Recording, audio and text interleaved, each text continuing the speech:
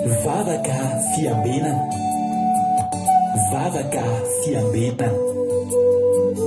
Arainao ny alatsinainy hatramin'ny zoma isaky ny amin'ny sivy sasany alina eto amin'ny pejy Andramoka Izaho Aky Radio. Vavaka fiambenana, vavaka fiambenana. Apokalipsy 1:20 ny andininy faharoa. Ary nahita aho fa indro ny tanàna masina dia Jerosalema vaovao midina avy any an-danitra tamin'Andriamanitra, voaomana tahaka ny ampakarina efa miaina eo amin'ny vadiny. Vavaka fiambenana, vavaka fiambenana. Arainao ny alatsinainy hatramin'ny zoma isaky ny amin'ny sivy sasany alina eto amin'ny pejy Andramoka Izaho Aky Radio. Vavaka fiambenana, vavaka fiambenana. Vavaka fiambenana, vavaka fiambenana. Arainao ny alatsinainy hatramin'ny zoma isaky ny amin'ny sivy sasany alina eto amin'ny pejy Andramoka Izaho Aky Radio. Vavaka fiambenana, vavaka fiambenana. Apokalipsy 1:20 ny andininy faharoa. Ary nahita aho fa indro ny tanàna masina dia Jerosalema vaovao midina avy any an-danitra tamin'Andriamanitra, voaomana tahaka ny ampakarina efa miaina eo amin'ny vadiny. Vavaka fiambenana, vavaka fiambenana. Arainao ny alatsinainy hatramin'ny zoma isaky ny amin'ny sivy sasany alina eto amin'ny pejy Andramoka Izaho Aky Radio. Vavaka fiambenana, vavaka fiambenana. Vavaka fiambenana, vavaka fiambenana. Arainao ny alatsinainy hatramin'ny zoma isaky ny amin'ny sivy sasany alina eto amin'ny pejy Andramoka Izaho Aky Radio. Vavaka fiambenana, vavaka fiambenana. Apokalipsy 1:20 ny andininy faharoa. Ary nahita aho fa indro ny tanàna masina dia Jerosalema vaovao midina avy any an-danitra tamin'Andriamanitra, voaomana tahaka ny ampakarina efa miaina eo amin'ny vadiny. Vavaka fiambenana, vavaka fiambenana. Alleluia. Navivariana lehibe indray raha lasina babalala no erabanantsika amin'izao fotoana izao a. Fa lehibe indray tenako miarabana eto androany dia manana fiadanan'ny tompo ho amintsika tsirairay avy. Dia misaotra anao tonga miaraka aminay eto androany mifidy indray ny anaraka an'ity fandarantsika vavaka fiambenana izay rahanao fandarana Andramoka Izaho ny Aky Radio ny groupe izay maresy dia anareo rehetrarehetra ihany koa izay mpanaraka ny fandarana. Dia fiadanan'ny tompony eo amintsika tsirairay avy. Dia anapaka ny tokantrano rehetra izay mandray an'izao fandarana izao any amin'ny isa tokantrano isan-batan'olona ny fiadanan'i Kristy tompontsika. Halleluia, amen. Somary rehetritsika vao nanomboka teo miveribena satria ety am-panongona dia milaza anareo sady tsy fantatro na hatry ty fandarantsika androany ity na tapaka na tsy tapaka satria vao manomboka fotsiny dia efa maray message sady amin'ilay compte le anankiray le voa avy bloqué dia débloqué vao omaly sa vao tamin'ny fakomaly dia efa maray message sady zao hoe tsy mahazo mipartager dia raha mbola mipartager dia tsy haiko aby le message tonga teo hoe hofanana indray le compte raha mbola mizara tsy fantatro aby zay tsy voavako tsony izy dia nivavako fotsiny le message teo ahentsika mavaka ny mba tsy ho tapaka ny fandarantsika androany indrindra amin'izao akaikikaiky ny fankalazantsika ny fahadimy taona amin'ny zoma zao mirabantsika rehetrarehetra tena demelo amantsy Jesosy sanatria satria efa nahazo message teo ka tsaina dia ahatra izy ty fa dia raha tsy mahatra moa sanatria moa zany tapaka dia efa rahapisandrayntsika miona tainy tompo ianareo izay vao tonga miaraka aminay eto androany tsy kisendrasendra ny atongavanareto teneniko foana zay fa tsy kisendrasendra ny atongavanareto fa tena misy programme n'Andriamanitra tiany atao eo amin'ny fiainanareo ka dia maharitatra amin'ny farany rehefa fahasoavanao anao mbola afahanao mihaino tenin'Andriamanitra amin'izao alina izao misy olana amin'ny hôpitaly amin'izao fotoan'izao maniry mihitsy mba hisy pasitera tonga ny itorite fa tsy hisy pasitera tratranto tsony fa ianao mbola salama ianao io a mety misy tsy salama koa nefa eto a hitondra fahasalamana ao anao any ny tenin'andriamanitra zay renesinao androany amakivaky ny tolanao sy ny nofinao sy ny lalandrahanao hatrany atapidoatra ny ampaladio ba samy mamanasitrana ny aretina sy ny fery anaty rehetrarehetra ny tenin'andriamanitra zay zaina amintsika eto androany entoko manokana rabavy Sylvie niditra teto voalohany androany izy fa motaony tafiditra voalohany dia araka ny teny oany mihitsy hoe mangorona tsodrano izy ka dia mahazo tsodrano zany Sylvie androany miaraka aminareo rehetra zay ao Koweït, Arabie Saoudite, Chine ary Madagasikara tahiny tompo a isika rehetra Isaia 5:7 Isaia 5:7 2020 no tsodranony rahavavitsika Angela razana Sylvie androany. Isaia 45:24-25 manao ao amin'ny Jehova ihany misy fahamarinana be sy ely ka izy ihany no aton'ny olona ary omendra zay rehetra tezitra aminy. Ao amin'ny Jehova no hanamarinana ny taranak'Israely rehetra sy ananany rearea. Halleluia, amen. Tainy tompo a zay indray ny tenin'Andriamanitra ao amin'Andriamanitra ny hanamarinana anao Sylvie sy zay rehetra ao aminao ao amin'Andriamanitra koa ny anananao a reare. Dia tahiny tompo Sylvie tahiny tompo ihany koa manarakaraka azy tao tojo a Sylvie moa Koweït ao a tojo ao Allemagne Silena Rosmina France tonga soa i Tina Rakotoarzaka France Soameva France Koda Leoni Koweït Sandola Koweït Ando Andry France tonga soa Kodanela Belgique Moni France Kada Kamalala France Marie Hortensine Koweït tahiny Jesosy Niana Mayeso Italie Erika Arak France tahiny Jesosy i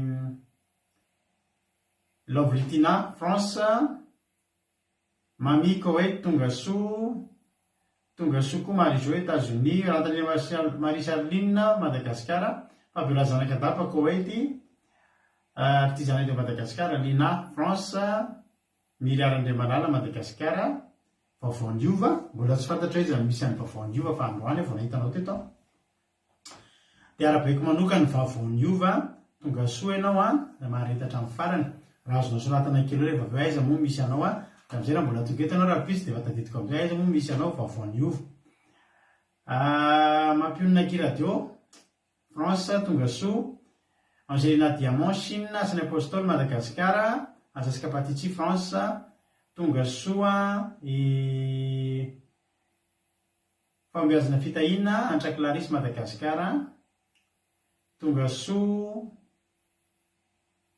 izay koa mbola tsy voalamba Bartel Madagasikara dia tonga soa Zavitsalama Jean Angelin zay indray vao hita tonga soa ianao Madagasikara faly mahita anao ao ihany koa i Fabiola Zanakadapa Koweït tonga soa ihany koa Kristina Sara androany koa vitako teo dia efa hitako koatra petako teto ihany zay anaran'izay taloloha tonga soa indray ianao raha ianao ihany ny efa hitako teto iny raha zana Monique Koweït Sandola Koweït ame manambotsoa France Marina Tiana Canada tonga soa daholo Aki Kolonga France Halleluia tonga soa daholo vaovaondiova ka iny ambinina ihany testa kely iny nareo nge ataonareo hafafa le analany manina zao to tena ambinina ny ova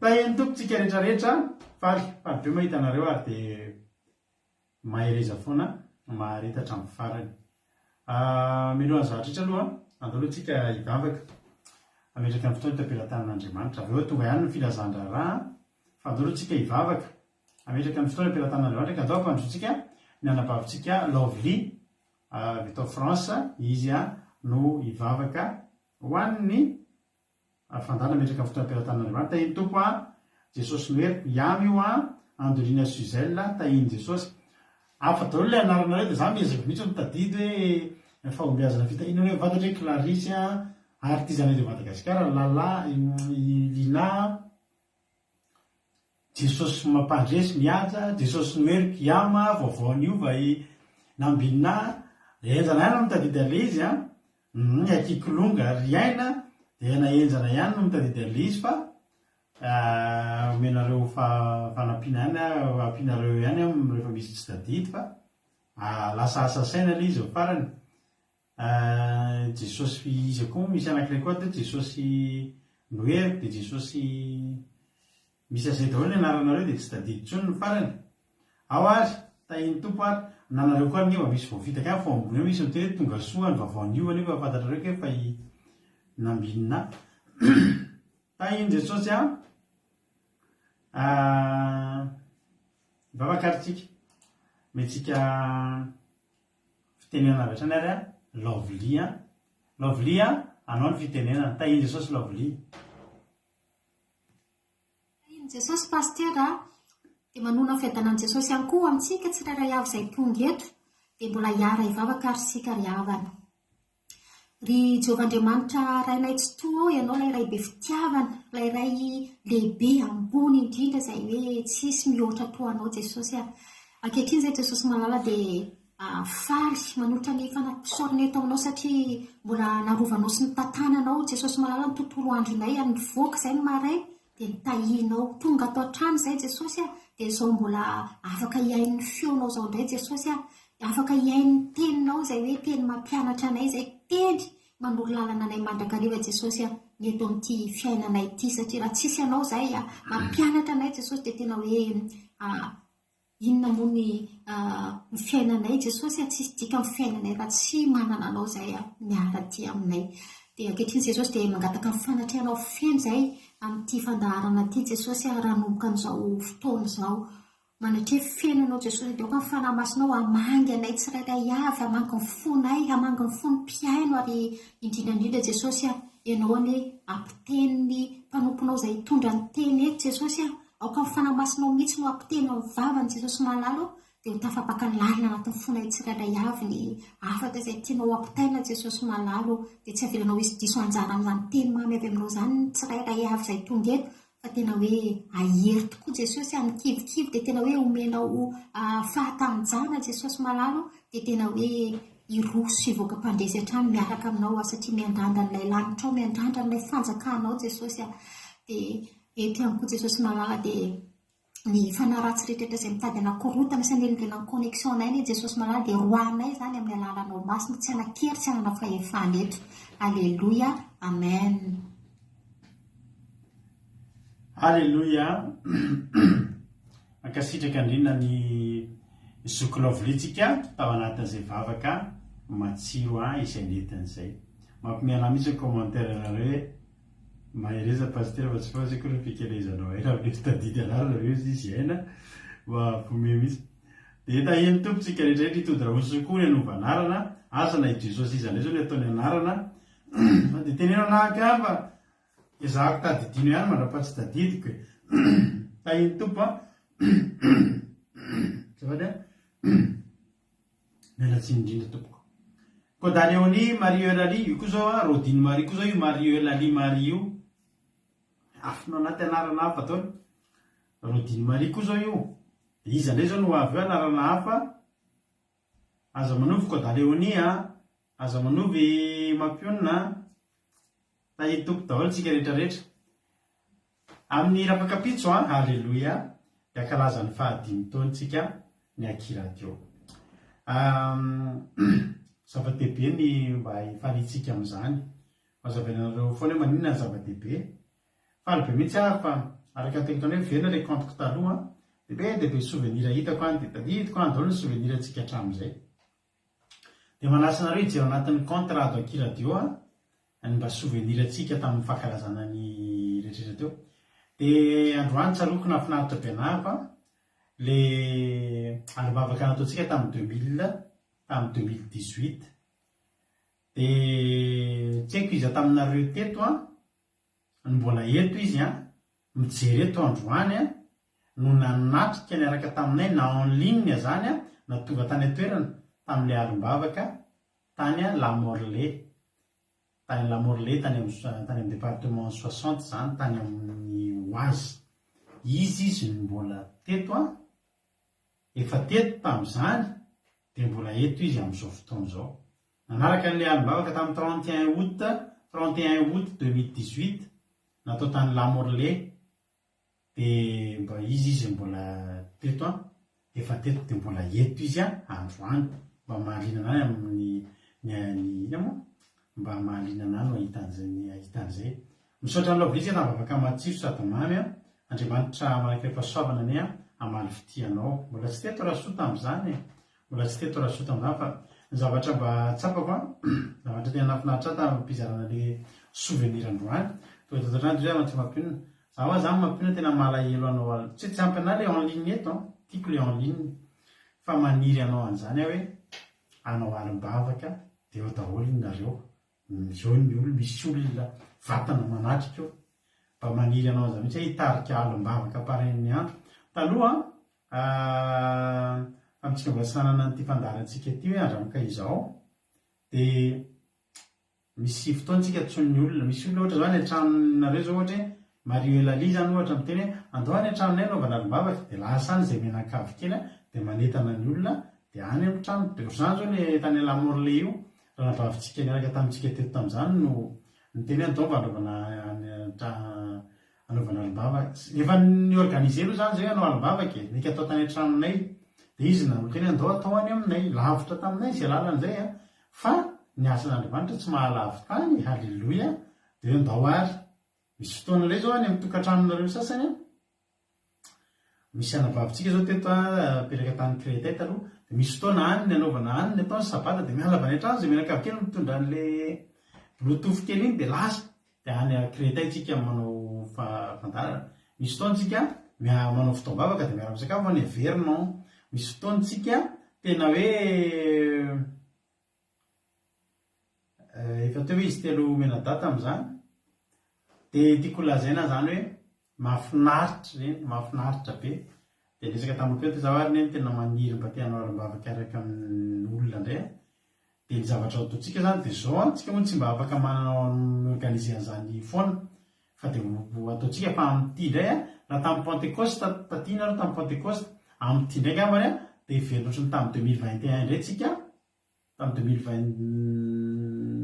2022 ka tamin'ny 2022 sa 2021 sy tadidiko tsony koa zany ny pasika nataontsika taty an-trano le taty daholo nareo dia ny fanasa tongotra iny tsika 2000 iny dia ho ataontsika indray iny amin'ny pasika indray tsika zany voanao alim-bavaka mbola ela ihany zany fa tena maniry tena tianao alim-bavaka fa na izany naty zany raha afaka pitsika dia anao alim-bavaka mahafinaritra dia tongava eto ny fianakaviana halleloia manasa anareo raha androany nareo vao tonga eto dia manasa anareo fa amin'ny raha afaka pitsika tany amin'ny ranavavindra Jonathan hitodiny teo tany amin'ny 92 tany izy ina moa nareo tanàna iny Jonathan tsy tadidiko tsony dia zay eto ny ankonana vidiana voanjo atao tsakitsaky amin'ny alina fa aritra ny fotoanantsika amin'io zavatra maromaro no ataontsika amin'io ary afinaritra daholo fa tsisy tsy afinaritra naray ary tsy te atoronareo amin'io halleloia manomboka mivalo sasantsika raha fakapitro hatramin'ny sasakalina tonga ny sabata mbola fifaliana sy fiderana avy ao anaty commencement manomboka amin'ny commencement ka hatramin'ny commencement ka hatramin'ny sabatatsika manontolo dia mbola fety be amin'ny lahaditsika hiary sakafo en ligne azadino amin'ny lahaditsika hiary sakafo en ligne halleloia mbola tozy atsika hatramin'ny lahady ny fetytsika tsy lahady mihitsy mantsy tena 1er octobre mba feny 5 taona ny akiradio fa navansena mantsy le izy no ny amin'ny fotoana zay ny filazana misaotra anareo fa efa voaray daholo ny vidéo filaritso halleloia dia Andriamanitra manakrepasoavana maly fitian'ireny amin'ny alim-bavaka ireny hitanareo eo daholo halleloia misy mpanakanto vitsivitsy koa araka amintsika eto amin'izany dia samy hitahiny tompo ho tahiny Andriamanitra ho velonay somatsara dia hifankahita somatsara itsika raha fakapitso zay no elo hitra amin'ny ten'Andriamanitra tsika fandoratsika eno ira anankiray halleloia iro anankiray aloha tsika dia aoriana zay tsika hiditra amin'ny toriteny. Ny toriteny androany dia hoentin'ny ranavavitsika Bartel. Ranavavy Bartel no tondratsika anatin'ny tenin'Andriamanitra androany.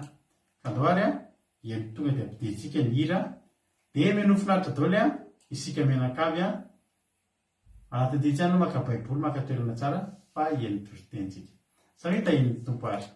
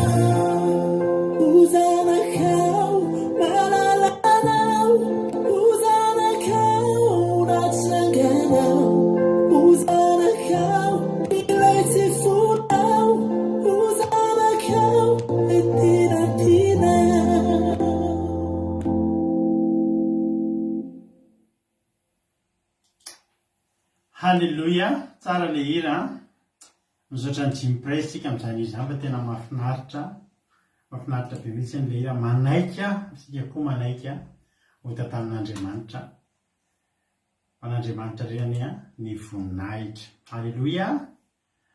Raha misy mbola tsy voaravako izy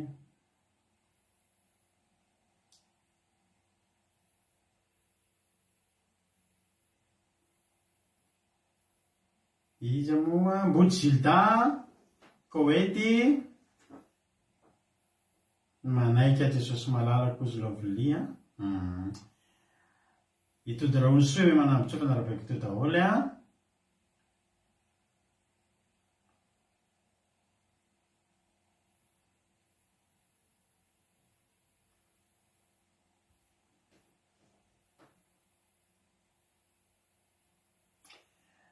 mbola tsy fantatra tojo mbola tsy fantatra ny pasika fa aoriana keo fantatritsika ny pasika matetika partir amin'ny any amin'ny volana janvier février antsika vao mafantatra ny daty ny pasika zay vao fantatra ny daty ny pasika dia efa tenenina melonareo anatin'ny groupe-tsika manapaka an'izay hoe jerentsika melo mihitsy amin'ity hoe hobetsaka aveo mety ho afaka tonga ny pasika sa zay moa zany dia efa manapa-kevitra foana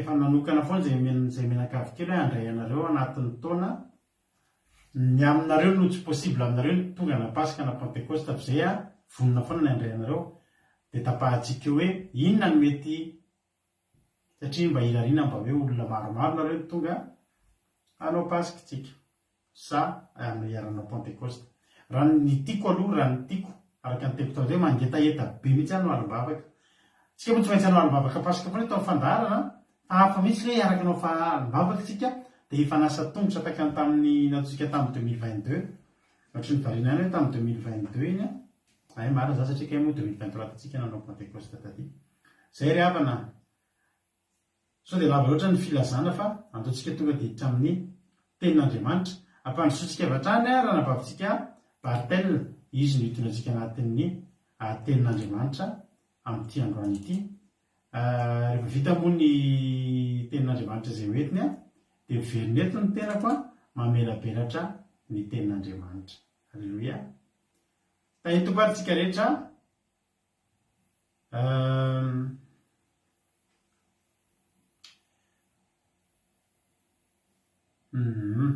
maray message hoe somary tapatapaka ny ratsika teo somary tapatapaka ny fahinonareo anahany dia anatsiny zany fa mety avaty amiko no olana averikany riraritsika mba tsy ho tapaka ny connexion atsika ao ary lasaritsika zoko Bartel anao avy hatrany ny fitenenana tahito zoko ferana rakoto sy izy koa mbola tsy voaravako teo elohany anomboantsika Fabiola zanak'andapa tahiny Jesosy lasaritsika tahiny Jesosy pastera dia tahiny Jesosy tsika rehetra raisiko fifaliana lehibe ho aindray ry havana ny mbola ahafahako mitondra ny tenin'Andriamanitra eto anio izao ho fianarana sy ho fankahirezana ho antsika rehetra koa mialohany izany anomboantsika makina n'izany tenin'Andriamanitra izany dia mamela ahy ianareo hivavaka anao vavaka fohy angatahana ny fanahy masina nazavany ao anatintsika. Andriamanitra rainay masina sy tsara indrindra felim-pisaronanao izay Andriamanitra fa mbola afaka miantso ny anaranao eto anio izao miantsonao izay satria tsy mefa na inona tompo ho an'ny tenanay fa milanao zahay arotsay ny fanahinao masina anio Jehova arotsay rotsaka aminay tsirairay avy izay mandreza ho teny izao ary aoka ny teninao masina ny fanahinao masina hitoetra ao anatin'ny fonay tsirairay avy raketiny izany fanahy masina izany ao am-ponay mba ho tonga fiainanay izany teninao izany Jesosy amin'ny anaranao velona nangatanay izany Jesosy amen. Ny teny izay vakitsika mory havana dia raisitsika hitatsika ao amin'ny bokin'ny Matthieu filazantsarany Matthieu toko 9 andininy 1 ka hatramin'ny 4. Matthieu toko 9 andininy 1 ka hatramin'ny 4 dia mivaky toy izao amin'ny anaran'i Jesosy. Tandremo mba tsy hanao ny asan'ny fahamarinanareo eo imason'ny olona hahitana izany fa raha tsy izany dia tsy manana valim-pitia amin'ny rainareo izay any an-danitra ianareo. Koa amin'izany raha manao fiantrana ianao, aza mba mitsoka trompetra eo alohanao tahaka ny fanaon'ny mpiatsara velatsia eo amin'ny sinagoga sy ny andalam-be, mba hankalazany olona azy. Lazaiko aminareo marina tokoa fa efa azo ny valim-pitiany. Fa ianao kosa raha manao fiantrana dia aoka tsy ho fantatry ny tananao ankavia izay ataon'ny tananao ankavanana. Mba hatao amin'ny mangingina ny fiantranao, ary ny rainao izay mahita ao amin'ny mangingina no hamaly anao. Amen. Dia izay ry havana, Jesosy no ry havana zany no teny eto. Jesosy mihitsy ry havana mananatra antsika, mananatra ireo izay mpanaradia azy amin'ny teniny izay milaza hoe tandremo izy, tandremo mba tsy hanao hitsoka trompetra, mba tsy hanao miasa ny famarinana ataonareo eo mason'ny olona azoana dera. Mandrara mihitsy Jesosy ry havana, mananatra izy mba tsy hideraderana amin'izay rehetra atao. Tsy vitsy amintsika angamba ny mahafantatra fa amin'izao fotoana izao lasa ireharehany ny mpanambola, ireharehan'ny mpanana ny manampy ny mahantra. Laza manampy moa izy zany satria hoe mitondra zavatra dia antsona aby zao rehetra izao, dia mitondra artista, mitondra inona, dia mizarazara vary raika boka dia vola dimanjato eny, zavatra misy iainantsika zany. Tsoka trompetra dia asa soa hono ny agnaran'izany dia mavita hono izy amin'izany dia hoe navita be kosa izy mba nizara vary tery, izy kosa mba nanao an'izao, izy kosa mba nanao an'izao. Tsy izany rery. Misy koa ny olona ry havana manao asa fiantrana dia mividy zavatra iny, te ho hitan'ny olona dia mandeha mizarazara dia maka sary. Misy ambady tsy dia le fakana sary loatra raha fakana sary atao souvenir moa maninona. Fa misy sasany ry havana maka sary mba hitadiavana zavatra, tadiavana laza, tadiavana dera, tadiavana tombotsoa. Niny koa tadiavana tombotsoa hoe mahazo izy fankatoavana, mahazo fanampiana avevelany atao fitadiavam-bola ny mahantra. Sasany manao azy, misy betsaka manao an'izany. Nefa Jesosy ry havana ny teny amintsika, aza atao fantatry ny olona ho izay rehetra ataonao. Tsy tian'Andriamanitra zany ny asa atao, asa fikelezana, asa fanampiana, asa soa, asa fanaovansoa atao ho atao fideraderana. Fa dia milaza mihitsy moa izy eo zany hoe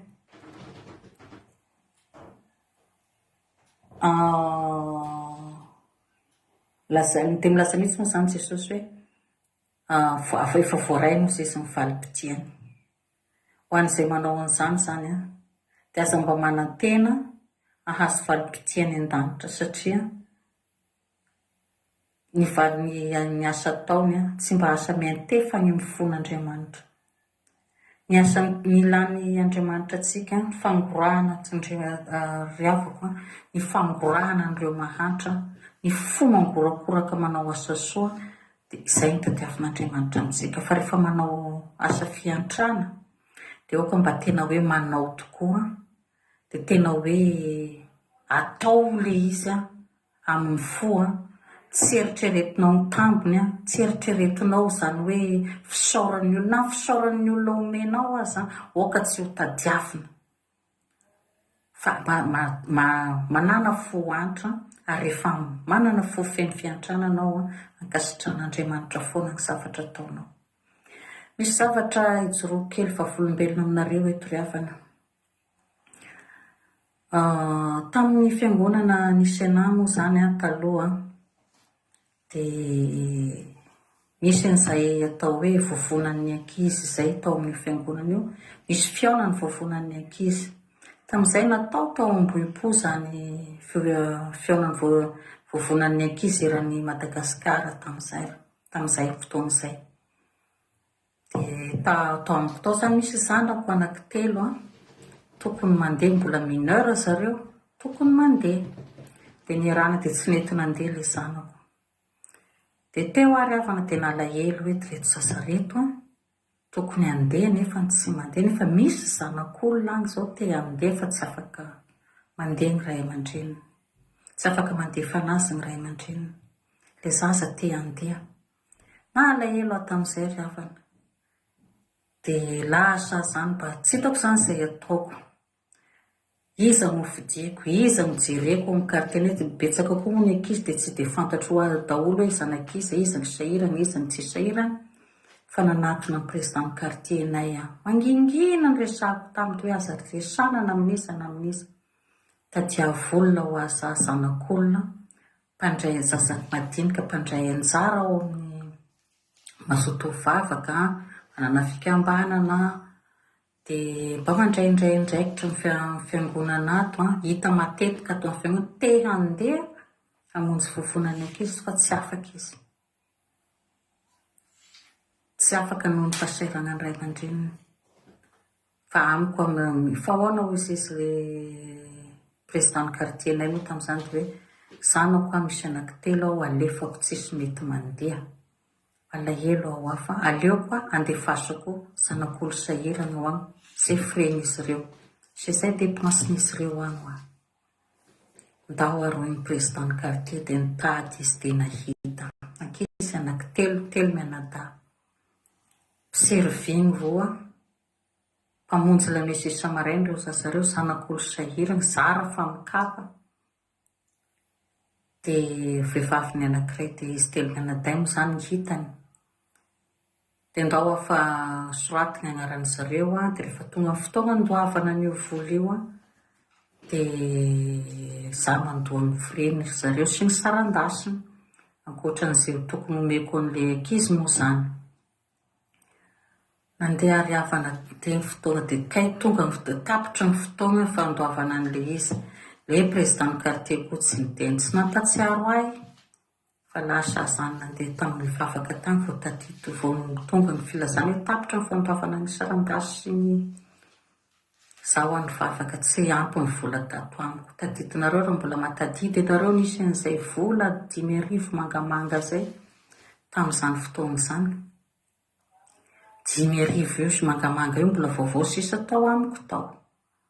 Ahoana nataoko? Rehefa nirava dia lasa niazakazaka tany amin'ny président kartie ireo fa mivorivory ao hoe zaho tsy naheny filazana ny fataperana fa ho ateriko eo ny vola rehefa avy eo. Fa mba tsy ahafahanareo za manoratra ny hoe mandray n'ilay zaza io amin'izao dia tio za misy 5,000 ty fa rehefa avy eo ao amin'ny veriny eo magnatitra n'ilay vola fameniny. Tamin'izay moa tsy tadidiko teo amin'ny ho anazy telo mianadahy tamin'izay teo amin'ny 375,000 francs teo sarandasy tamin'izay miaraka amin'ny frais aller retour. Dia lasa zany nandeha. Dia eny moa izy dia sokafako ny fraisको, sokafako ny poketrako, akory ny agagako. Nisy vola 5,000 mangamanga be dia be tao anatin'ny poketra io. Mety tsy hino angamba ny sasany fa zavatra nisy zany. Ito mitoroteny amin'ny fa tena gaga tamin'izay kontina ny vola tao miaraka tamin'ilay vola 5,000 sisa tao amin'anty hoe complet na vita amin'ny tokony ho anazy telo mianadahy. Nangovotra tamin'izany ry havana. Nangovotra satria dia nalahelo hoe tsy handeha ve ilay zaza nefa dia nanantena hoe tena nalahelo be aho tamin'izay. Tao am-piangonana hoe tapitra ny fanoratra anarana, ny vola mbola tsy nateriko, zareo tsy nampatsiahy anahy mialoha. Fa rehefa Andriamanitra io zany mahita antsika mangingina any ny fo zany hitako tsapako zany fa hoe hitan'Andriamanitra ny foko dia Andriamanitra nanome vola frendry ny sasareo sy le asa fiantrana ataotsika nery avana. Tsika miezaka hoe mety mieritreritra fa hoe anao no manao an'le izy. Manao no manao azy fa asan'Andriamanitra io ataonao io. Fa Andriamanitra dia mahita zavatra hanoneran'izay lasanao io. Dia izay mba fatrafatro ry havana fa i Jesosy Kristy ane ry havana manan-karenana izy ry havana amin'ny rainy, fa nidina nampahantra ny tenany tetỳ ambony tany izy mba hampanankarenantsika, hananantsika fiainana be dia be. Koa mety eza ry havana mifanao soa amin'ny manodidina dia mba jereo ny mahantra ary efa manao asa soa, aza mitaraina. Raha misy mitaraina aminao ka hanome ianao aza tenenina le aza kalazaina le olo, tsy hanome ianao aza resanao amin'olona nangataka tamiko rano. Fa indraindray efa tsy fidiny ho an'ny sasany ny mangataka. Dia izay ry havana, mazotoantsika manao ny asa soa, fa ny fanaovana asa soa ny famangina ny mahantra sy ny kamboty ary ny malahelo, izany ny fivavahana tena tsara ny kasitrahan'Andriamanitra. Dia voninahitra ho an'Andriamanitra irery ihany dia raha lasa voninahitra ho azy ambony indrindra. Alleluia, amen. Alleluia.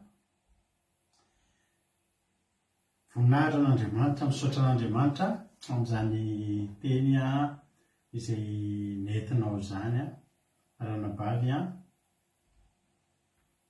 Bartel. Alleluia.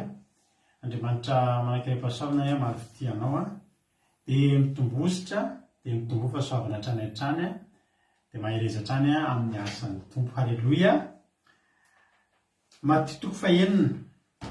Misaotranareo koa mankasitraka an'izareo satria mampahery an'izareo foana ny fankasitrahana izay ataontsika ireny. Dia mitombo fahasoavana Jesosy malofity anao Zoko Bartel. Alleluia. Hoy tena Andriamanitra hoe amin'anaran'i Jesosy matitoko fahenina andininy voalohany ka hatramin'ny faefatra noho ny vakiny, fa ny akosa vakiko hatramin'ny andininy fahavalo. Alleluia. Ny azy ny ataoko x2, ny azy voalohany ka hatramin'ny faefatra, ny ataoko voalohany hatramin'ny fahavalo. Vakiko amin'anaran'i Jesosy manao tany hoe mba tsy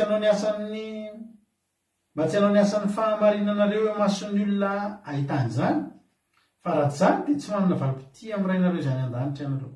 Koa amin'izany, raha manao fiantrana ianao dia aza mitsoka trompetra eo alohanao tahaka ny fanaon'ny mpiatsara velantsy eo amin'ny sinagoga sy ny an-dalambe mankalazany olona azy.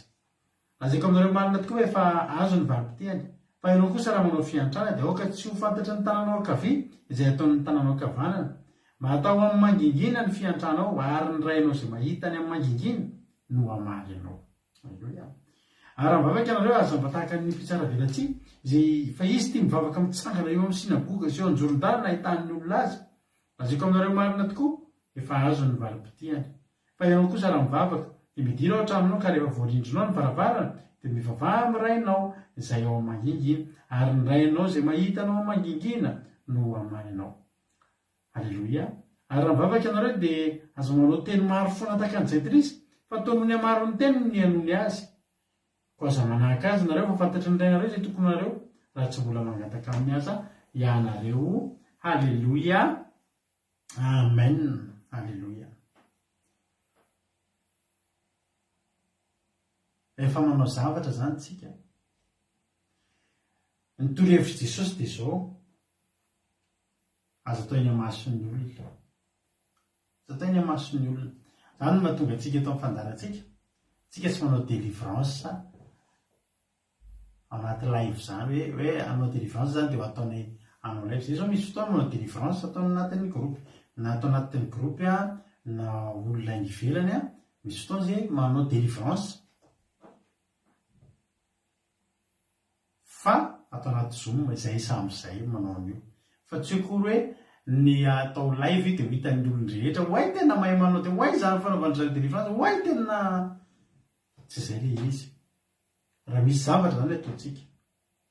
Jesosy izay ngery ambany nefa Jesosy ary. Inona moa zany zao tsikireto?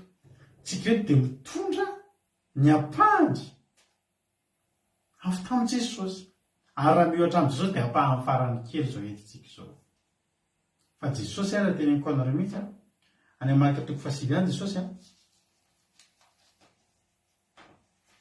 zay vakitsika izany marika toko fasivy zany ho ny ten'andriamanitra jesosy niditra tao Galilia tamin'izay fotoana izay marika toko fasivy andininy fahatelopolo niditra tao Galilia jesosy tsisy nizanizana fantatra hoe niditra tao nefa jesosy marika toko fasivy andininy fahatelopolo ninona zany jesosy fandroany afatesany sitsanganana andininy fahatelopolo amin'nana jesosy dia niala teo isika nizotra namaky any Galia ary tsy tiany jesosy ho fantatry ny olona zany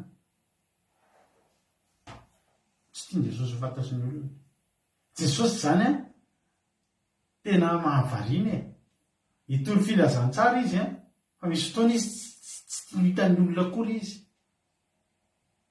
eritretinareo any amin'ny marika jesika nitoetrany jesosy a marika toko voalohany andininy fahaefatra amby efapolo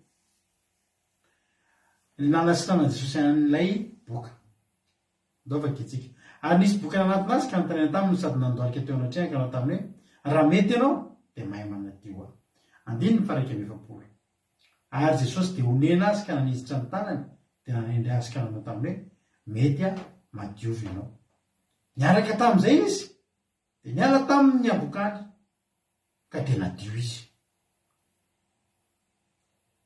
raha amin'izao 2023 zao ny fatao amin'io a raha nanana telefony jesosy vao manomboka any amin'le hoe jesosy eo mandoa raha mety ianao raha mety ianao dia mahay manadio a dia nandoalika izy voandro dia valahy jesosy sary dia publier hoe à l'instant tia nisy raha tonga nandoalika mba hositranina aon'izy ahoana ny hevitrareo hositranina sa tsy hositranina ataovy eo amin'ny commentaire eo ny valiteninao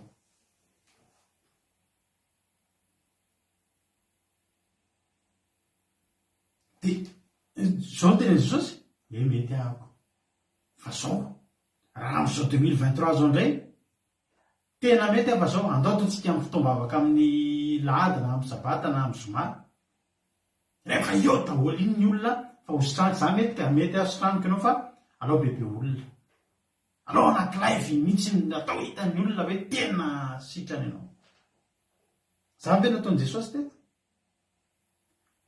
za zany a misy secret ngeza be tena avoakako aminareo amin'ny fotoam-bavaka io ny avoakako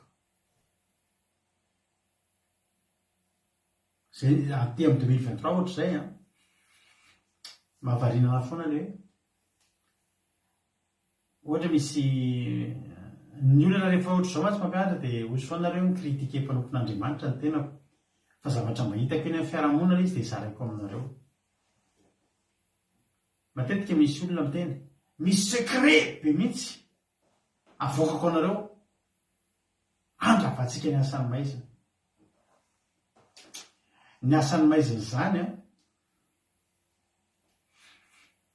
tsy fampisehoana zany asan'ny maizina zany dia manapotika fiainan'olona anatin'ny fotoana fohy ka raha zany manana secret olazaiko aminareo mba hanapotehantsika ny asan'ny maizina dia teneniko androany dia andro tsy miandro trona hoe tongavinareo any am-piangonana tongavinareo aty tongavinareo atsy tongavinareo aria fa amin'izay fotoana izay no avoakako secret any devoly anapotika devoly dia hotazoniko ray volana anomanako anaovako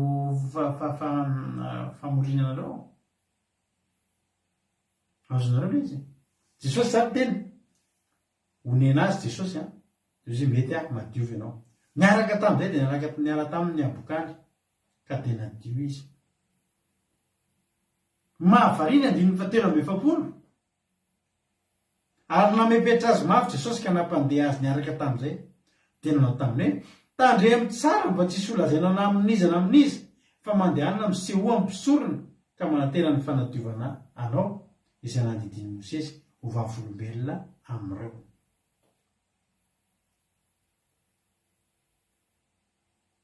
efa avy teo ampisorona be ngery avana jesosy nge mpisorona be efa avy teo ampisorona be ty olona ty fa tsy navilan'i jesosy hijanony eo na ny anonona ny anarany azy fa nalefa ny nandeha nakany amin'ny mpisorony zy aza miteniteny fotsy fa zao tam'izany mantsy fomba ngery avany am'izao mantsy raha mitory an'izany de manjary lasa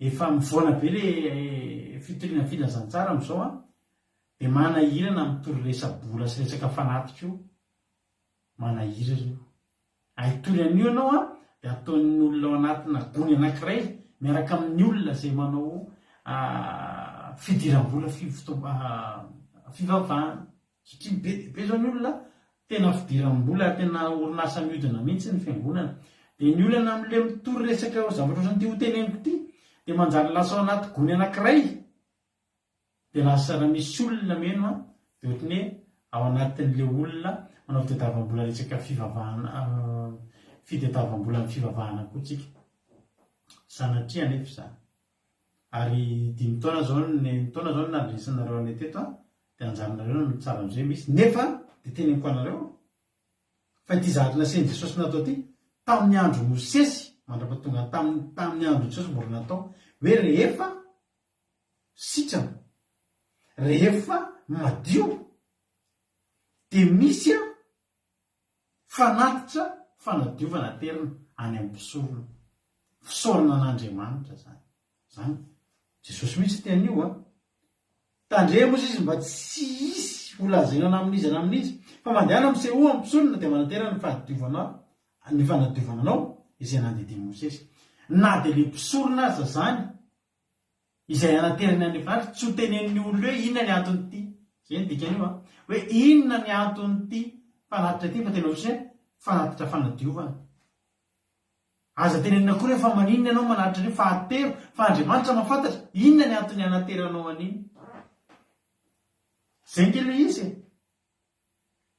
fa tsy hoe miala veo zany ianao de sady manisy an'le volana anaty valopy sery olona de anatitra ty fanatitra ty fa nadio mantsy za io nahatra fanatitra fanadiovany fa hitanareo zao fa nazo isaina tsara ohatriny misy ty iny ary fahatsofoka anaty valopy de anao fanatitra fanadiovana fanadio tamin'ny boka mantsy ty hitanareo ty mihitsy izy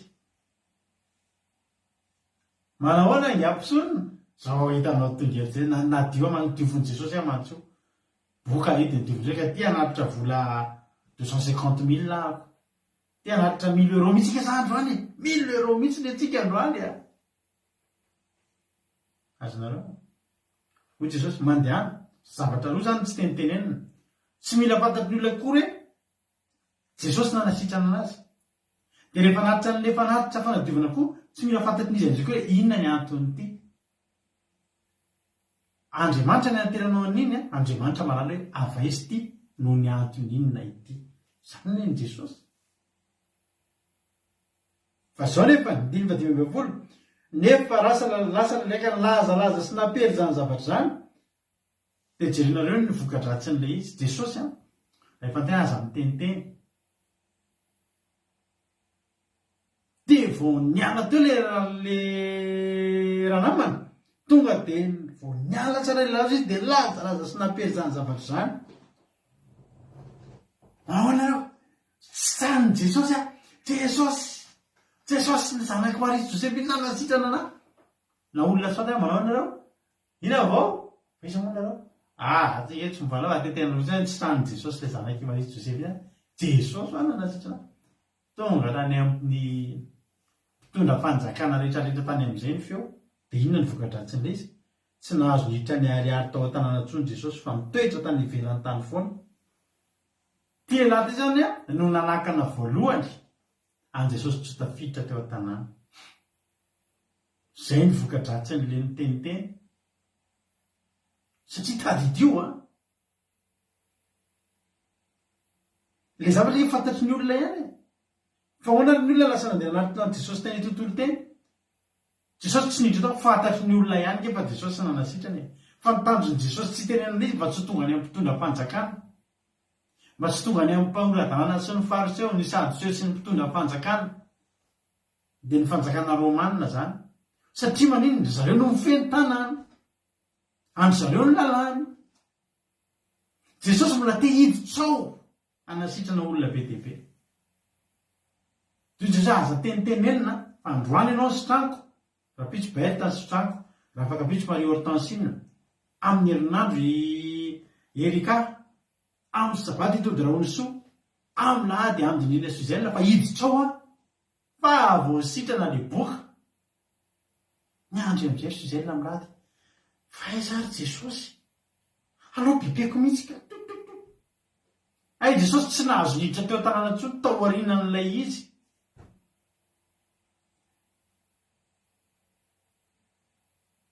Non'inona no nampafantaran'ilay lehilahy fa Jesosy ny nanasitrana.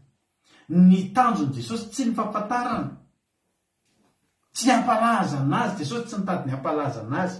Jesosy hatrany an-danitra efa malaza, hatrany amin'ny fiainantsika tsisy tsy mahalala azy.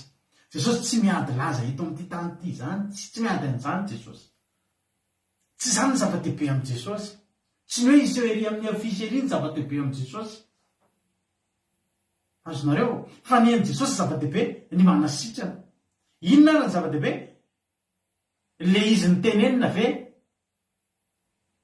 Sa le izy tsy nitenenina? Nitenenina le izy inona ny vokatra tsy nahazo niditra teo intsony. Olona firy mibahana an'ity lehilahy. Izy ny nadio to dia mibahana ny tole amizay. Nidiny varavarana. Tsisy olona tsony tahaka anazy hoe nidiran'i Jesosy tao an-tanàna ny sitranina. Zay ngery havana ny zavatra tena olana e. Zay ngery havana ny zavatra tena manahirana ary mahatonga an'i Jesosy ny nanafatra. Dia inona amin'izay nanomboka teo amin'izay? Ny olona amin'izay nandeha mitady. Any an-tendrombohitra any aloha dia tsisy tonga any an-tanàna tsony. Nanomboka teo ny tombo fahasahiranan'ny olona mitady an'Andriamanitra. Tsy Jesosy tsony tonga ity lehilahy tonga ery havana. Jesosy niditra teo an-tanàna dia izy to dia teo ilay lehilahy. Nanomboka teo amin'izay izay nisitran'ny Jesosy tao aorianan'io. Ny sasany bataina mihitsy. Bataina lehilahy efa dà. Ny sasany tantanana mihitsy tonga mandeha. Fa tsy Jesosy tsony manatona eo an-tanàna. Zany no mahatonga antsika. Za tsy dia resy lahatra mihitsy amin'ireny hitanareo ohatra misy mpanompon'Andriamanitra dia mandeha FMP. Ohatra zany zao Mario Elali ohatra na Erikamo mandeha FMP amiko. Pastera mba eto ambavaka fa misy mararako izao. Dia etoka ambavaka. Dia mivaly avy hoe voninahitra ao an'Andriamanitra pastera fa sitrana soamatsara. Ampitireko amin'izay dia ataoko publication. Ary misy aza tena tohana foana mahita an'ilay izy hoe misy aza pastera na mpanompon'Andriamanitra tsy kasiny akory ny anaran'ilay olona manao mandefa MP aminazy. Mipotra miariary eo hoe Erikaraka. Misaotra pastera fa sitrana ilay aretiko. Dia voa sy mamaly. Wow!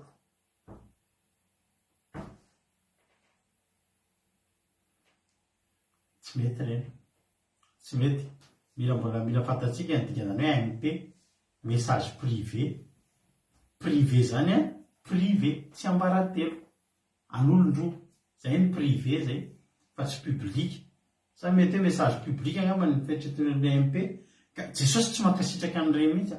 Samy hafa amin'ny fijona vavolombelona sy ny fangalarana voninahitr'Andriamanitra. Tena marina e. Tena marina. Jesosy tsy mety. Satria zay ny lafiratsiny. Teneniko anareo misy tena Andriamanitra milaza manao hoe Luka, amin'ny Luka 9:9. Tsika zany na ilaza, na hanao gazety, na hosoratana eny amin'ny androna, na asitsika fisingezabe, na hanaovantsika live mihitsy, na hanaovantsika story, reto ty zavatra ty zany vitanay teto amin'ny fandarana dramoka izao azavaiko tsara misy ny fijoroana vavolombelona. Tena tsotra manambara ny zavatra miseho. Ahoana koa moa ny ahafahan'ny olona iny fa manasitrana vavaka raha tsy misy fijoroana vavolombelona? Tsy maintsy ho tenenina ihany le izy. Fa ampa ihany koa ny fangalarana ny voninahitr'Andriamanitra. Ka angalana laza sy dera aman'olona. Azonareo zay misy tena Andriamanitra amin'ny Luka 9:9. Rehefa kitsika na tiatsika na tsy tiatsika. Dia hoy ny tena Andriamanitra fa tsy misy takona izay tsy ho hita na miafina izay tsy ho fantatra sy tsy aseho.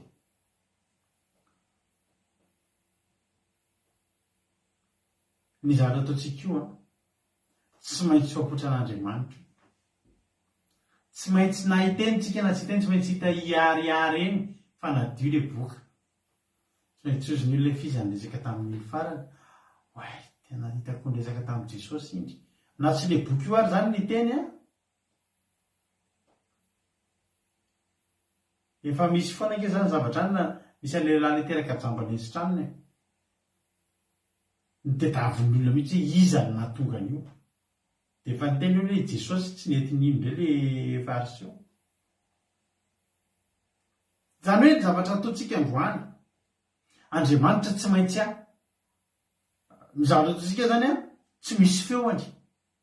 Eo am-pamafazana fa ny vokatra iny mipoapoaka mihitsy amin'ny alalan'ny fahasoavan'Andriamanitra. Tsy maninona tsika na tsy hitany olona manao zavatra, fa ny zavatra azo antoka. Ole ten'Andriamanitra avakindra navavitsika Bartela teo, avakiko ilay Matio 9:9.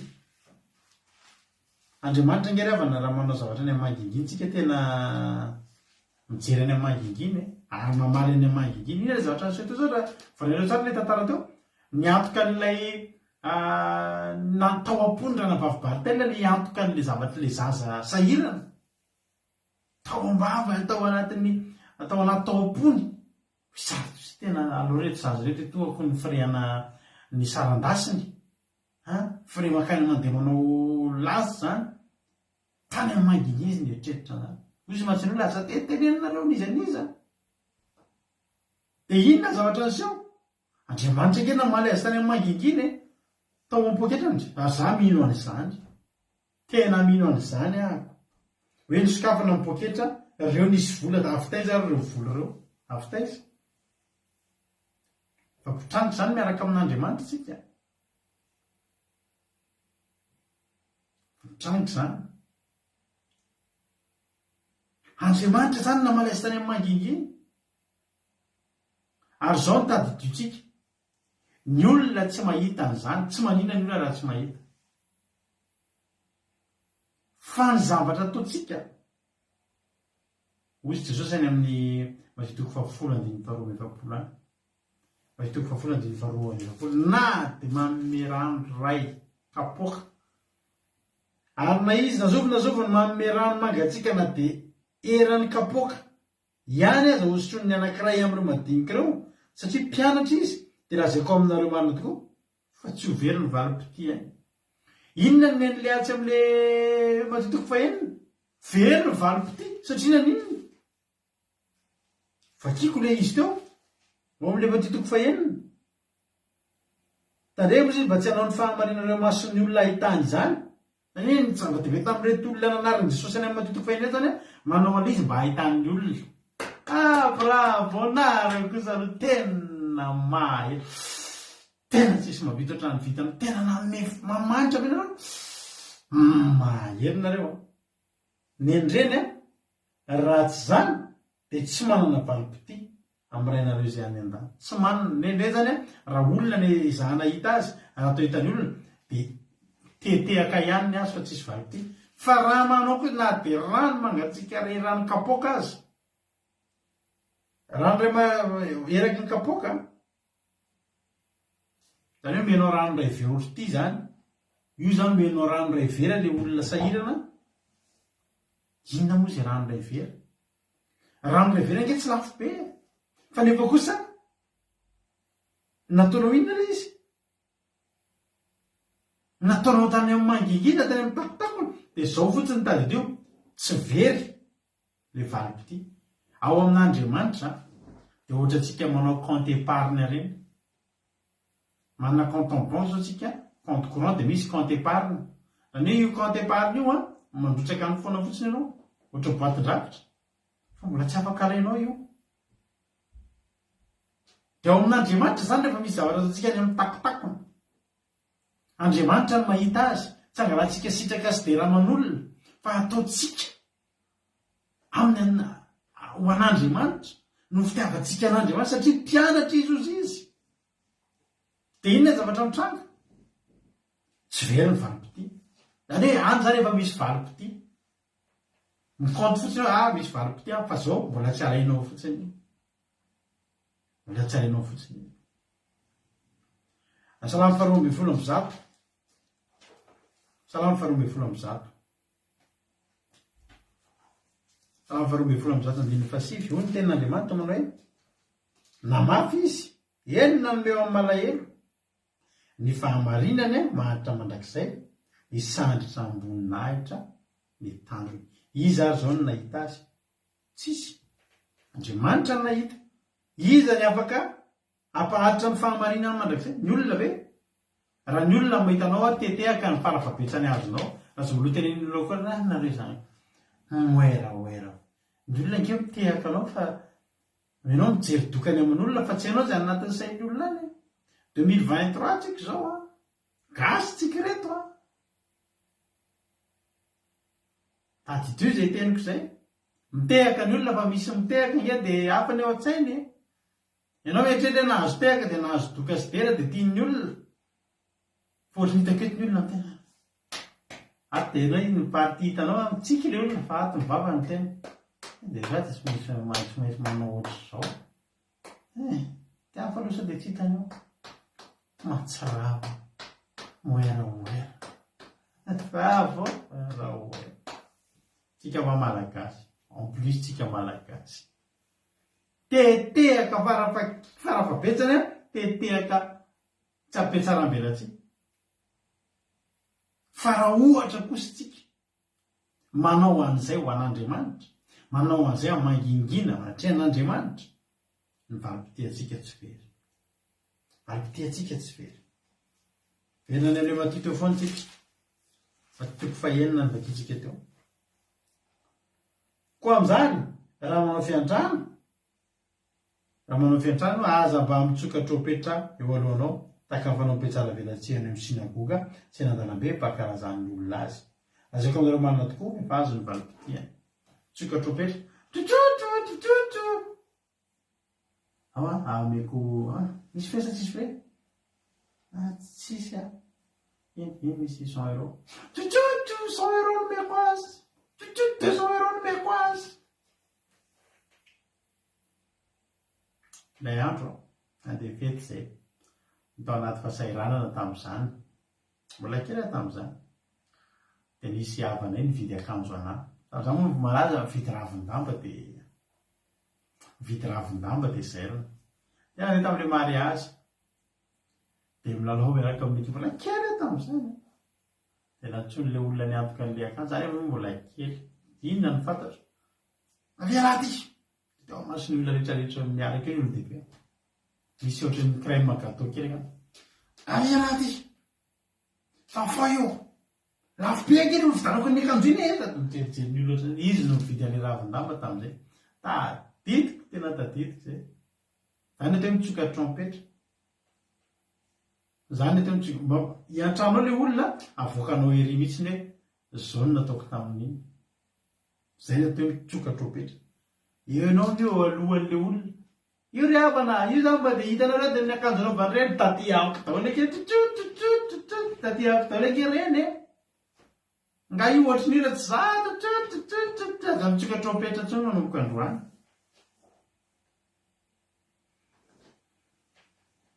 Maro mihitsy tena mampionona. Betsaka ny olona miteny hoe misy manenjika nefa izy ihany manangana fahavalo. Manenjika anazy marina mihitsy izany. Mizatra ataonao, manome akanjo olona ianao, manome kiraro olona ianao, manome vola olona ianao, manome zavatra olona ianao. Tadidio. Fa mbola tsy tonga tany amin'iny olona iny kory iny, dia efa hitan'ilay Andriamanitra ao mangingina ny temponao amin'ny an'iny. Mbola tsy tonga any amin'ny olona kory iny dia ny Andriamanitra ao mangingina, amaly ianao ao mangingina. Alleloia. Raha ianao ny zay ro ny bava manomboka androany. Zay ro ny bava manomboka androany. Misy ten'Andriamanitra ity ao amin'ny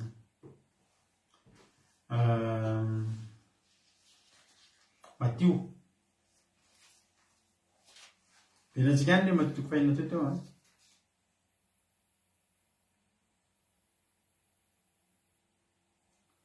Ty misy fananaran'i Jesosy momba ny fariseo. Matio fahatelo amby roapolo. Matio fahatelo amby roapolo meko verset maromaro nareo. matotiko fatelo am'roapolo ny soramany dia nilazany jesosy ny faharatsiny ny mpanoradalàna sy ny fariseo. andiny voalohany ary tamin'izany jesosy dia niteny tamin'ny vahoaka sy tamin'ny mpianana hoe eo amin'ny fipetrahan'ny mosesy fipetrahan'ny mpanoradalàna sy ny fariseo. ko amin'izany izy rehetra lazainy dia atao fikatandremo fa aza mba manao araka ny asany satria niteny any izy nefa tsy mba manao. Ny fariseo dia mipetraka eo amin'ny fipetrahan'ny mosesy, zany hoe mitarika ny olona, mampianatra ny olona, mampianatra tenin'Andriamanitra. Fa zao ny afatry Jesosy zay ampianariny dia raiso fa aza manao araka ny ataony. Ny fampianarana zany tena fampianaran'Andriamanitra, nampianaran'ny mosesy ny zanak'Israely ihany no lalàna nampianarany mosesy ny zanak'Israely no ampianaran'ny fariseo sy ny mpanoradalàna ny olona. dia ino izy Jesosy eny hoe fa ny fihetsiny ny zavatra ataony iny aza ataony. Inona ny zavatra ataony? Zao ny ataon'ny fariseo. Andiny vevatra mame entana sady mavesatra ny sarotra entina izy ka manaingana zany eo amin'ny soroky ny olona, nefa ny tenany tsy mety manenjika zany kory na dia amin'ny ratsan-tanany anankiray azy. Fa ny asany rehetra dia ataony mba ho hitan'ny olona, fa ataony lehibe ny filakiterany, ary ataony vaventy ny somotra viaviny. Ary ty fitoerana eo aloha amin'ny fanasana izy sy fipetrahana aloha amin'ny sinagoga sy ho aravain'ny olona eny an-tsena ataony olona hoe rabio. Zao zany ny toetran'ny fariseo. Vesarany amin'izay olona amin'ny lalàna, ohatra zany miteny anareo ry havana, mitandremy ianareo ny amin'ny sabata, fa sabata masina ho an'i Jehovah zany. Tandremy ry havana, zay taloha tsy nitandrina amin'ny sabata zany tena nandalo azy izy. Iny amin'izay nareo fa matahotra an'Andriamanitra sady tia an'Andriamanitra dia hitandrina sabata. Aiza amin'ny sabata? Eny amin'ny tena mamonjy marsy eny zay ngely izy. Za mitena hoe aza mihinana zava-padiny. Fa ny ahy tsisy ninona fadiko zany amin'izay toerana hoe hoaniko izay hitako. Aza mijejojejo nareo fa ny ajejoko tsy hitanareo mandeha mivoaka ny tranoko. Zay ny toetran'ny fariseo. Ary ny fariseo tia zavatra endrika ivelany, tia ho hitan'ny olona, tsarain'ny olona amin'ny endrika ivelany ny fariseo hoe zany tena izy. Dia io fihetsiketsehana rehetrarehetra ivelany io tena ataon'ny fariseo, tsy tiany Jesosy zany. Eritreretinareo zao ilay teny teo, mameny entana izy sady mavesatra ny sarotretina ka manaingana zany amin'ny soroky ny olona, nefa ny tenany azy tsy mety manetsika izany na dia manetsika izany na dia amin'ny ratsan-tany anankiray any. Ary ny asany dia ataony mba ho hitan'ny olona, fa ataony lehibe ny filakiterany. Hitanao hoe filakitera zany mety tsy fantareo zany sa seoko nareo ny atao hoe filakitera. Filakitera zany tsy tracteur akory. Tazavambava ka tsy fantareo ary tompo zany filakitera. Filakitera zany dia ity.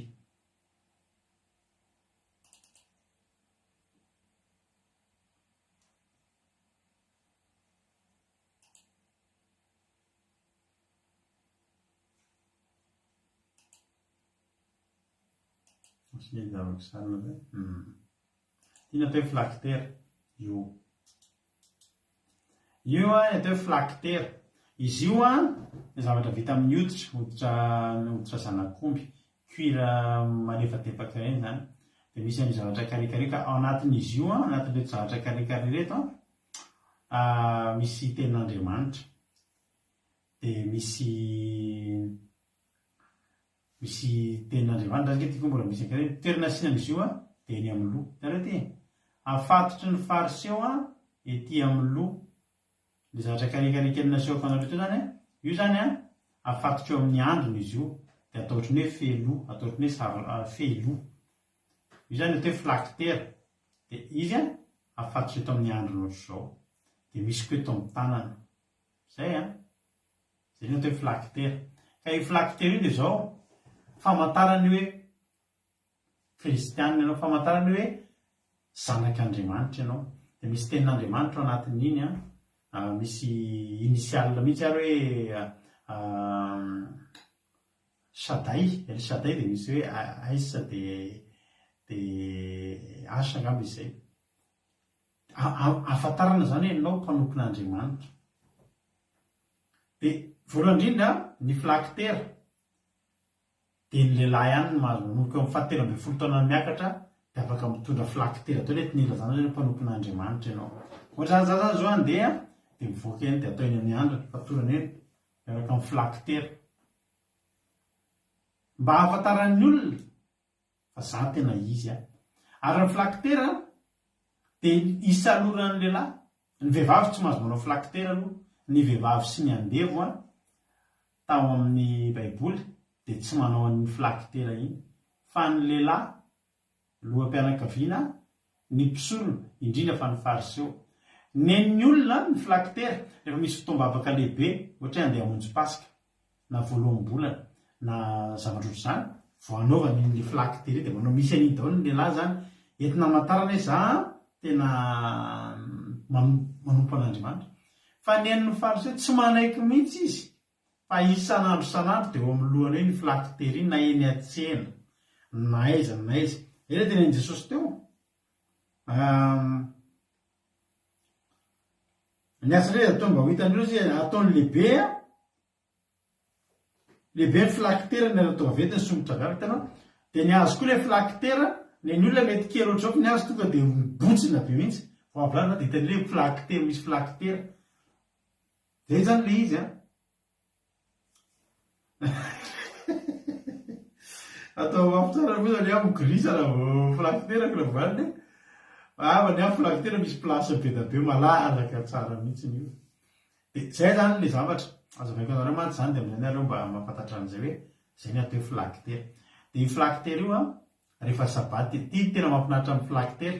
Ny filakitera tsy ilaina, tsy anaovana rehefa sabaty. Ny antony rehefa sabata dia efa fantatra, efa ao ny famantarana hoe izay olona rehetra tonga eo dia efa zanak'Andriamanitra, misy tenin'Andriamanitra. Ny sabata ny tenin'Andriamanitra, zany mihitsy ilay izy. Ny dikan'izany rehefa sabata dia hajanona ny filakitera. Fa izay miditra ao amin'ny sabata dia tsy mila manao filakitera intsony ho fantatra hoe zanak'Andriamanitra sy mpanompon'Andriamanitra. Fa matoa izy mitandrina ny sabata dia efa zanak'Andriamanitra. Fa rehefa amin'ny fety hafa na amin'ny andro hafa dia mila fantatra hoe rehetra mpanompon'Andriamanitra. Rehefa miditra amin'ny sabata dia hajanona any an-trano ny filakitera. Zay io zany ilay momba ny filakitera. Tsara ny nazavana antsika izay indrindra tsika mamaky teny tsy fantatritsika. Fa ozy dia zao ny fariseo ataony lehibe ny filakitera vao miala eny zany dia fantatra raby eo. Ary dia zao antsoina tiny mihitsy zany antsoina raby. Io fomba fiantso zany io anarana isalorana io zava-dehibe tamin'ny fariseo io. Eny amason'olona izy dia zao ny tenenina. Eny amin'ny fanasana izy dia eny aloha foana izy mipetraka. Ary sy noarabain'ny olona eny an-tsena tena zava-mahafinaritra azy dia tsy hoe raby eo. Nefa n'izao ny tenin Jesosy fa nareo kosa aza mba mety atao hoe raby eo. Fa iray ihany mba mpianatra anareo ary anareo dia mpiralavoko. Iny tsara ty teny ity. Ary aza milaza olona ety an-tany ho rainareo fa iray ihany ny rainareo izay any an-tany. Mario amin'ny baibolinareo. Za zany manomboka fa aza antsonareo hoe dadarado. Ohatra na hoe paparado, papa avanzo papa ohatra aza teneninareo an'izany.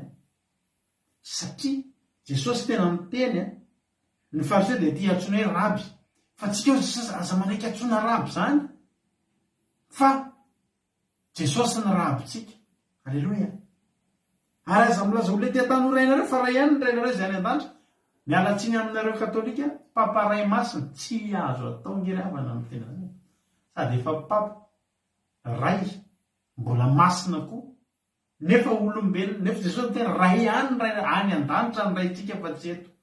Za zany tandre aminareo miantsoantso anazy zany hoe dada raty nay papa raty nay. Fa manjary mahaso lafaka ananareo anatren'Andriamanitra. Aleluia. Zay zany noho ny amin'iny. Zany hoe tsy tiany Jesosy mihitsy zany amataka ny fariseo. Eny amason'olona dia vao mialavilavitra dia tiana fantatry ny olona rehetra fa tena izy ny tena mpivavaka. Jesosy nefa miteny venaneo le Mateo 9 foantsika. Jesosy miteny antsika.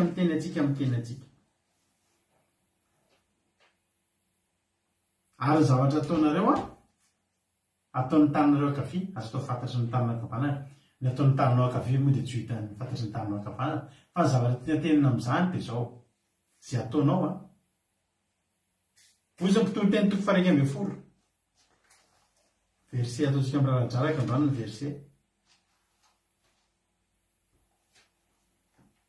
potoany teny toko faraika amby folo andiny faharoa hoy ten'Andriamanitra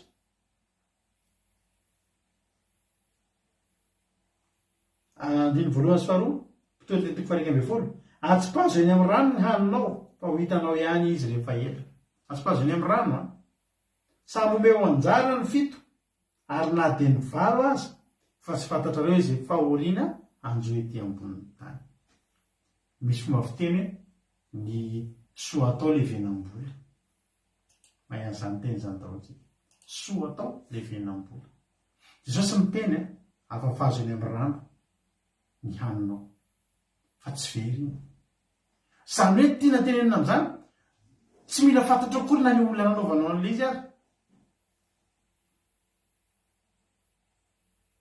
manaova soa misy fotoana zao tsika manao gamaliely rehefa mba vita ny ty zany mba angatahako mihitsy nareo amin'ny groupe zany mba mangatakaty mihitsy nareo mihitsy mba tiako ampatsiahy satria maromaro ihany ny zavatra atrehantsika eto sahanina mivady za zany dia maniry mihitsy hoe efa mba hientsika amin'izay tsika amin'ny gamaliely saingy zao misy foana ny fotoana tsy hafahana efa lahady raha ohatra zany tsika zao amin'ity mbola tsy amin'ny lahady aloha amin'ny lahady tsika mbola hiara hifety sy hiara hisakafo en ligne any fa amin'ny herin'ny lahady mba angatahako mihitsy ny aminareo mba anaitaitra anay mivady amin'izay hoe andao mba asiana fivoriana kely amin'ny herin'ny lahady efa milamina tsatsika zany ary lahady oharina amin'ny fandraisany zany andao mba hiresaka momba ny gamaliely tsika na hoe tena tonga dia tantsika mihitsy hoe mandeha ny message mandritra ny semaine ambony io misy manana sosikevitra ve inona ny etsika ataotsika ho an'ny sahirana tsika matsy eto dia manana groupe atao hoe gamaliela ho an'zareo izay mbola tsy mahalala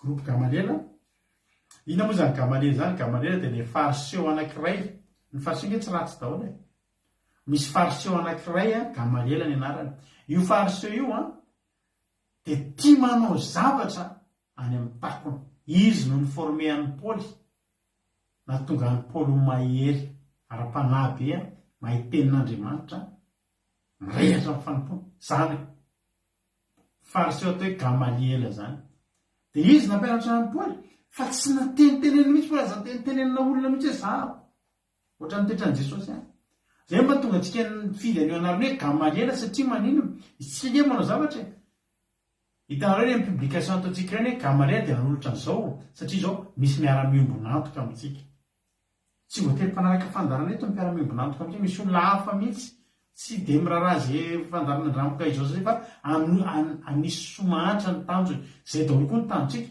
anisy somahantra na aminetsika sakafo rehefa hanala CEP eny ankizy dia nataontsika sakafo any Madagasikara tsaramaso tsy asisa voany mba zany foana laoka ilay ankizy dia leo ilay ankizy dia efa misy tena ny abandonna mihitsy sy misakafo atoandro fa tena leo dia inona nataontsika anitrany iray volana sy tapany alohan'ny CEPE ny ataontsika sakafon'ny ankizy tao amin'ny groupe zay groupe gamaliely atao mihina kena foana amin'izay mihina hena trondro mihina desera mihina entrée alleloia alohan'ny CEPE dia aveo indray tsika nanao an'le hoe ino izy ty manome goûter mihinana yaourt sy madeleine reny ankizy dia aveo indray nomentsika akanjo mafana alohan'ny anaovana fanadinana nataontsika daholo nge zany tsy hoentsika tsinona mety tsy dia fantatry ny olona satria tsika koa mba zay mahagamalela atsika ny anaovantsika n'le publication efa vitana izy mba ataontsika fantatry ny mpiara-miombonantoka zay mba nanome latsakemboka ihany koa hoe zao ny zavatra vita fa reny kely reny ravana tsy reny ny reharehantsika ary reny olona mena eny tsisy fantatsika reny tsisy avatsika ny mpianatra amin'ireny EPP reny fa reny le afafay amin'ny rano fotsiny ale fatikany fotsiny za dia tsy tadidiko tsony hoe EPP inona moa le izy ohatry ny anjesika mosa andavamamba tsy tadidiko tsony reny fa ny aty zany ny zava-dehibe amiko izy moa tadidiko iny nomeko iny tadidiko le akanjo nomeko an'iny tsy zany afafazony amin'ny rano fa ho hitanao ihany iny rehefa inona moa ny dikan'izay hiverina aminao za tena kanareo hatramin'ny nanaovako Gamaliela iny tena tahin'Andriamanitra tena tsapako ny fotoana tena kanareo za zany nanana fiarakodia izay atato io fiarakodia io aza tsara fa tsy nety lafiko izay izy io tsy nety lafiko dia nisy fotoana lafiko taman'olona dia naverin'ilay olona le izy dia natonga problème mihitsy tamin'izay dia nitazomina nentina tato an-trano tato fan'izay dia tamintsika ilay nanao an'ilay fivoriana Gamaliela tamin'ny 2020 iny tsika anokatra an'ilay groupe eo am-pivoriana tonga ny appel lafo ny ariva n'inona nangarana mbola tsy tanampy Gamaliela kory fa vonanana intention fikasana hoe andao anampy sahirana sao dia le tomobila lafo voalohany fahasoavana ange zany moa ny tenin'Andriamanitra afa-pahazo eny amin'ny rano ny aninao fa ho hitanao ihany iny rehefa ela zany hoe iny rehefa anao any fa ho hitanao ihany iny rehefa ela satria maninona valim-potianao ianao mamafy tany miakatra amin'Andriamanitra le tatitra Andriamanitra manomana ny valim-poti zay nge le izy zay le izy ny teny anao zany androany andaotsika anao zavatra any amin'ny mangingina andaotsika tena anao zavatra ho an'Andriamanitra fa raha manao zavatra an'Andriamanitra tsika Andriamanitra ny amaly atsika ary Andriamanitra rehefa mamaly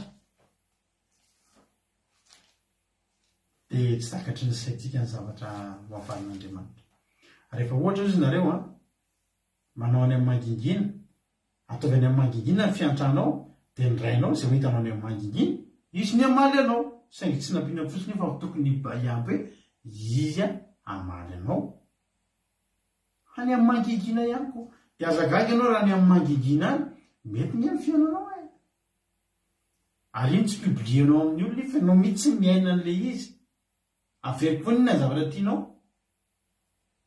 mampiseho amin'ny olona poketra lafo vidy be anankiray fa tsisy ininao anatiny sa poketra tsy dia manahoana fa tsisy malala fa ao anatiny iny mavesa-banja ny vola sy ny arena mihitsy ao anatiny ao zay nge ny tena tsara inona ny ainanao tsara ve ny ainanao hatrano tsara ve ny ainanao any anatinao any dia na tsy hitany olona tsy problème zany tsy problème zany fa ianao miadana ny zava-dehibe alleluia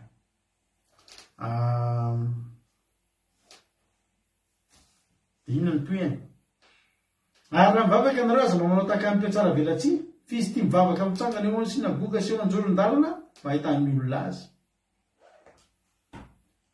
mivavaka zany dia ataoko manao ohatrao le telefona dia piako zahako ihany le makasary dia hoy za hoe tena dia inona tena olona alleluia mahay reza fa tena mpivavaka be nareo tsy zany ny zava-dehibe rehefa manao an'izay tsika dia ny olona nahitantsika nivavaka dia izay ny valim-potiantsika dokadoka kely avy amin'izay tena nareo koa zany tena mivavaka no mahery nareo zay fa tsisy valim-poti avy amin'Andriamanitra fa raha mivavaka kosa ianareo dia midira ao amin'ny efitranonao alleluia ka rehefa voaridrinao ny varavaranao dia mivavaha amin'ny rainao izay ao amin'ny mangingina fa izy ao amalinao amin'ny mangingina tsy problème ny olona tsika nanavita fifadikanana firy andro tsy problème ny olona tsika nanavaky baiboly impiry teo amin'ny fiainantsika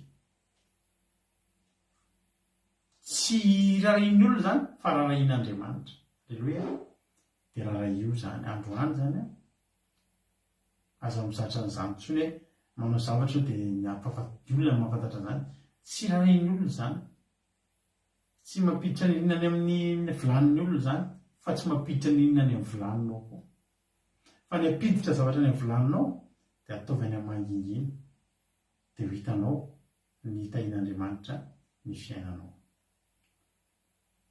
maranako azy Deutéronome atoko fahaefatra amby roapolo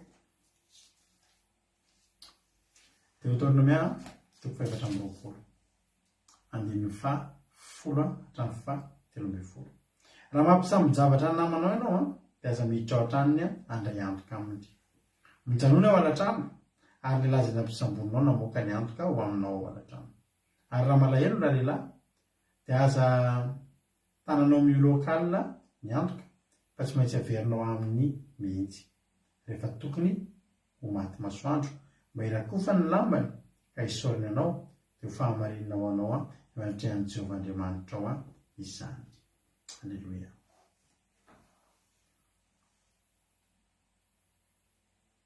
Aza manao izay mampalahelo olona. Misy olona raha anaty fahasahiranana tsy azontsika atao manara ohatran'ny olona anaty fahasahiranana. Tsy azontsika atao. Misy fotoana rehefa manao business zay dia zay tia mikarakara ny client anay. Eto amintsika eto zao misy olona eto miaraka amintsika eto anaky 10 zay tômôbila vidinitra reto aminay 10. Alleloia. Dia tamin'ny famimpolony namena cadeau izy. Alleloia.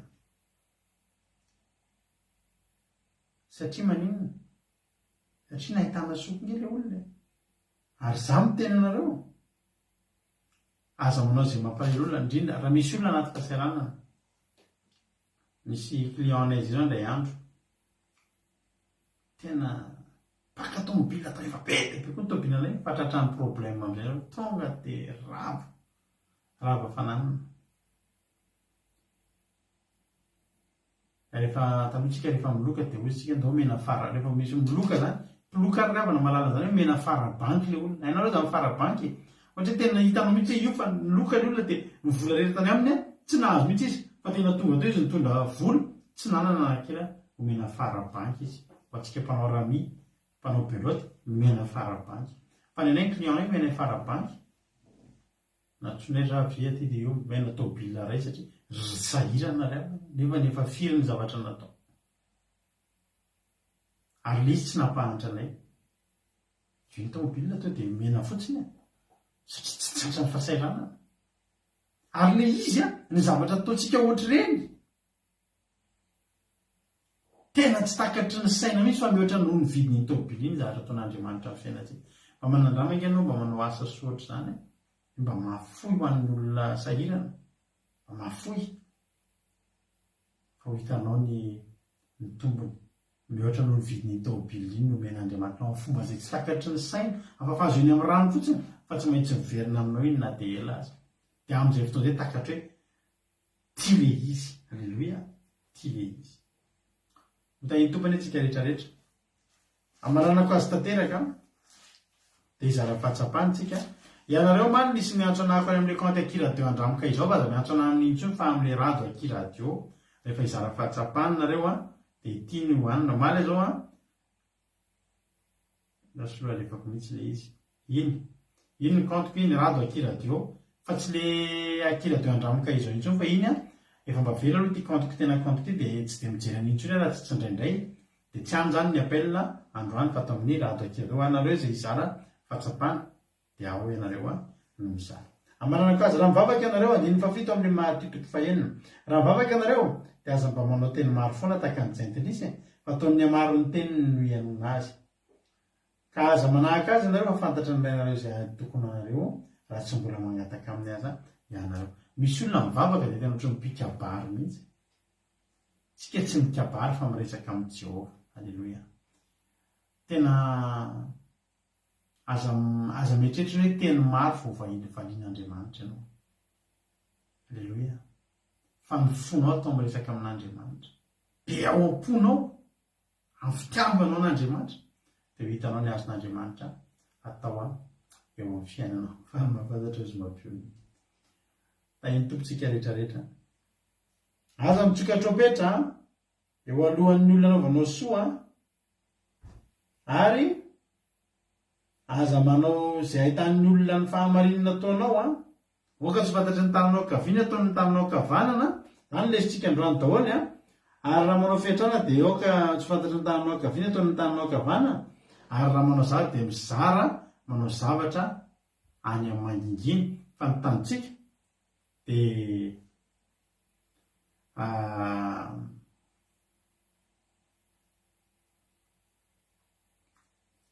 Alleluia. Raha tianao zany no voavaly any amin'ny manginginy, mangatany amin'ny manginginy. Andriamanitra izay mamaly zay. Raha tianao ny olona ny amaly dia atao izay ahitany olona ny ataonao, dia averiko ny teniko aminao tehaka ny azonao farafabetsany indrindra eo. Fa raha Jehovah Andriamanitra anaovanao zavatra mangingina, ny tehaka aloha sy ny fankasitrahana efa azonao. Fa ambonin'izay rehetrarehetra izay ho tahinany ianao ho ambinina ianao Andriamanitra maro fitianao, dia samy tahiny tompontsika rehetrarehetra.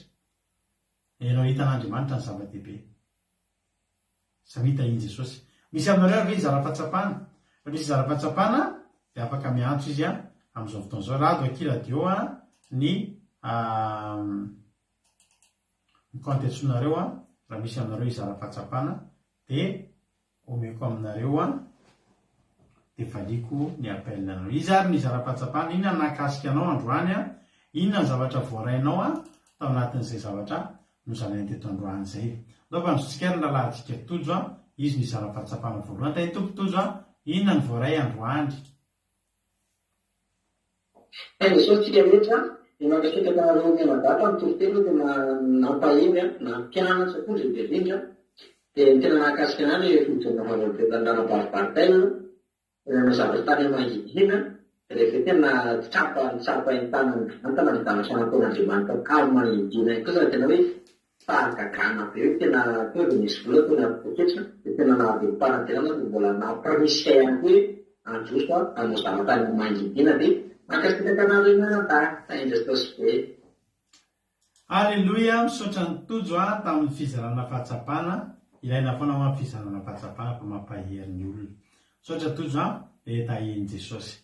Raha izao ny fahitako azy tsy dia misy appel ho avy tsony ngambany tsisy appel tonga ato andao antsika no antirity ataontsika tirity ho voninahitran'Andriamanitra ampianaro ary Jesosy, ampianaro hanompo anao, ampianaro mba hitahiry ilay fahasoavanao, ilay fitahirizako an'ilay toe-po manao mangingany amin'ny mangingina dia mandray any amin'ny mangingina. Halleluia. Itirity moa natao mampiana tamin'ny mariazy indray tao am-piangonana dia mba hatolotra anareo ihany koa tirity androany. Rehefa tsy misy tsony ny appel dia eno hira avy hatrany aorian'ny hira dia hivavaka isika tsirairay avy. Nenao finaritra atao ray antsika rehetrarehetra tompoko.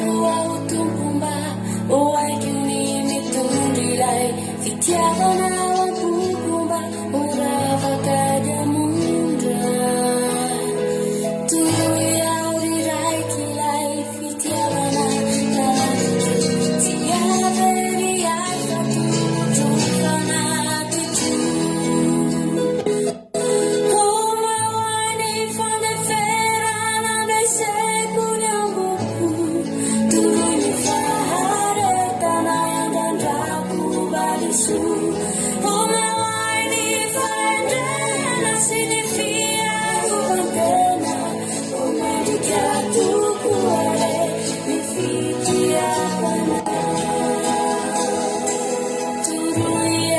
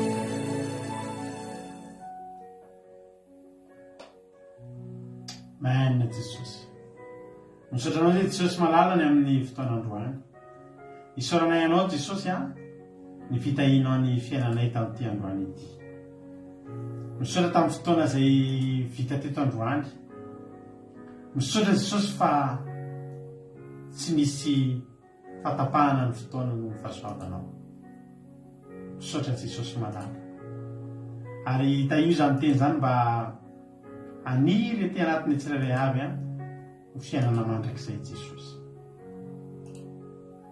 azavelanao very azavelanao voatsainiko ny vorona mpiasa Jehovandriamanitra fa tahio mba aharitra ty anatinay ho fiainana mandrakizay fatoko sy mihina jesosy malala fa zay rehetra voalaza teto dia fanainao masina anondraka ny vozana fafoka amoako za toeny tsy manapataperana anatin'ny tsirairay avy oloha rano mibobotra ho fiainana mandrakizay ampianavy zay anao zavatra any amin'ny mangingina Jehova mba hiandrandra le valiny any aminao amin'ny mangingina